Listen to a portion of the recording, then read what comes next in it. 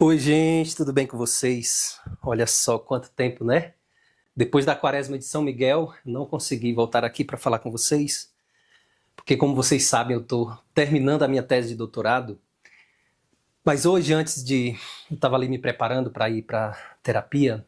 Padre também faz terapia e todos nós precisamos, né, de ajuda, principalmente nos momentos difíceis da nossa vida. Hoje eu quero contar uma história para vocês que tem a ver com aquele padre lá de Nova Maringá, no Mato Grosso. Vocês devem ter acompanhado aquele caso muito polêmico que caiu nas redes sociais, né, envolvendo o padre de Nova Maringá e uma jovem que servia naquela comunidade. Não vou entrar em detalhes, vocês já conhecem. E os escândalos, principalmente envolvendo padres, eles se divulgam por si só, né, se difundem rapidamente nas redes sociais. E as pessoas têm prazer em divulgar as quedas, né, principalmente do sacerdote. Então eu quero compartilhar com você uma história que tem a ver com isso. Durante 15 dias eu estava num lugar muito silencioso, né, numa pequena pousada, estudando, terminando a minha tese de doutorado. E num determinado dia eu estava tomando café e aí chegaram dois casais. E eu estava ali, tranquilo, em silêncio, e esses dois casais começam então a conversar entre si. E um deles não sabia do que tinha acontecido. E de repente uma das mulheres mostra o vídeo do padre com aquela jovem e eles começam a rir, começam a falar sobre a situação, começam a falar de outros padres. E eu fico um pouco sem graça, mas eu não falei que eu era padre. Só fiquei um pouco constrangido, inclusive a mulher que trabalha na pousada, ela começava a rir e eles não entendiam. E eu pensei, eu não vou contar que eu sou padre. E aí eu tive a inspiração de agir completamente contrário àquilo que eles estavam dizendo sobre os padres.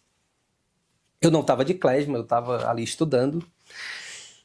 Então eu decidi, a partir daquele momento, enquanto eles ficassem ali naquela pousada, eles ficariam acho que três dias, então eu pensei, eu vou fazer o contrário do que eles estão dizendo sobre os padres. E aí eu tive essa inspiração. Então todos os dias eu acordava na hora do café, os cumprimentava, me interessava por eles, perguntava de onde eles eram, inclusive eram do Mato Grosso. E sempre muito disponível, às vezes quando o dono da pousada não estava, e que eu estava ali, que eles apareciam, tudo que eles precisavam eu providenciava de bom grado, como se eu trabalhasse naquele ambiente. E aos poucos eles foram se sentindo muito à vontade, muito acolhidos.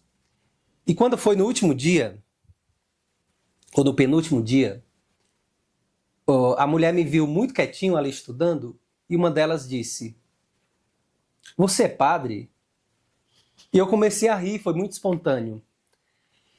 E aí eu disse, sou, por quê? Aí ela disse, é porque assim que nós fizemos aquelas brincadeiras, que nós entramos no carro, eu falei pro meu esposo, eu acho que aquele rapaz é padre.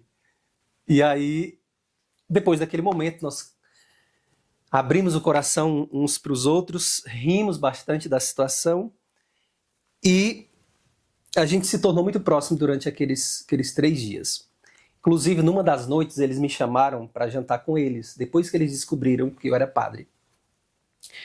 Depois, eles ficaram sem graça, pediram desculpas, contaram testemunhos de outros padres maravilhosos que eles conheceram na vida. Não ficaram apenas naquela situação daquele sacerdote. Então, foi uma experiência muito interessante. E aí, uma noite eu fui jantar com eles me chamaram, pagaram e tudo. Foi uma experiência maravilhosa.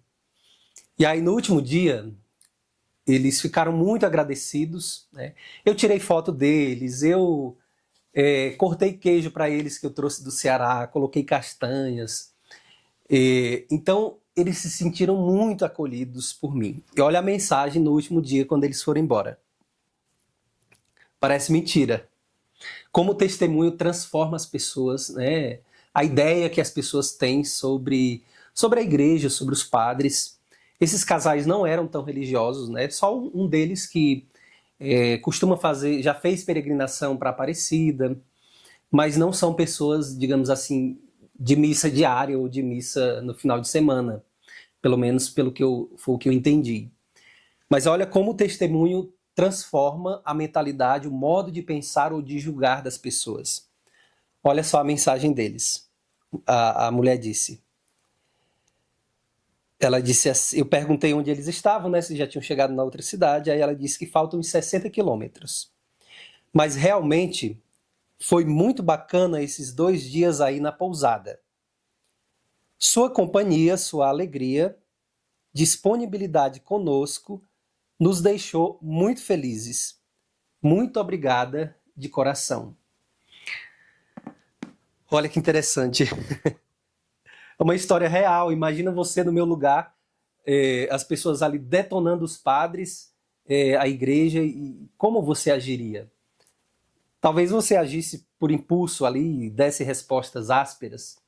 E com certeza foi o Espírito Santo que me iluminou para dar esse testemunho para eles, né, de acolhimento, de afeto, de carinho, de disponibilidade, né, como ela fala na mensagem.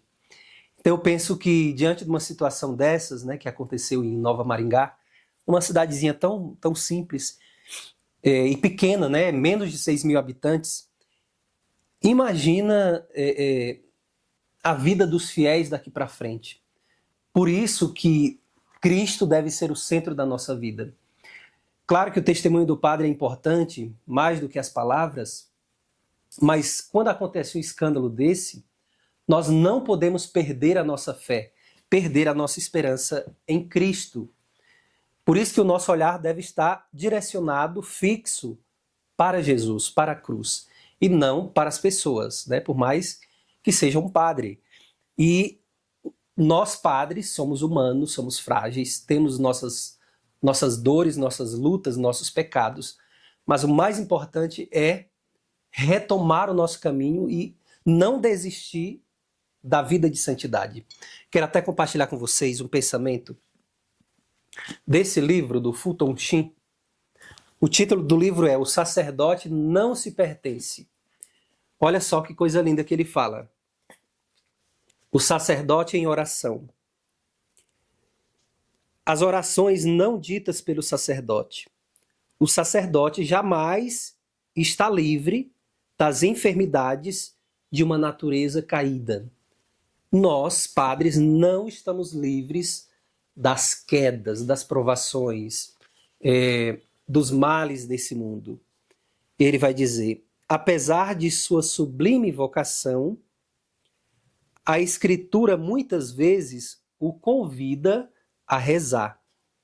Então aqui ele vai apresentar a oração como uma resposta às dificuldades, às provações, às mazelas desse mundo. Mas pouca ajuda se encontra na débil natureza humana, ou seja, não podemos confiar mais nos homens do que em Deus, jamais. Ou nos livros espirituais, ou até na própria vontade, para inspirar a necessária oração. Um dos mais desdenhados aspectos da oração sacerdotal é o papel que o Espírito Santo pode desempenhar em sua frutificação. Então, nós, como padres, não podemos nos afastar da vida interior, da vida de oração. Eu sei que, às vezes, a nossa vida é tão intensa, tão corrida, principalmente em época de estudo, né, como eu estou vivendo agora, mas é importante cultivar a vida interior, a vida de oração. É importante cuidar da nossa mente, né, o que eu estou fazendo agora, fazendo terapia com uma psicóloga maravilhosa. Então, tudo isso vai nos integrando ou reintegrando, né, mentalmente, afetivamente, psicologicamente. Infelizmente, muitos padres têm aversão à terapia, à psicologia.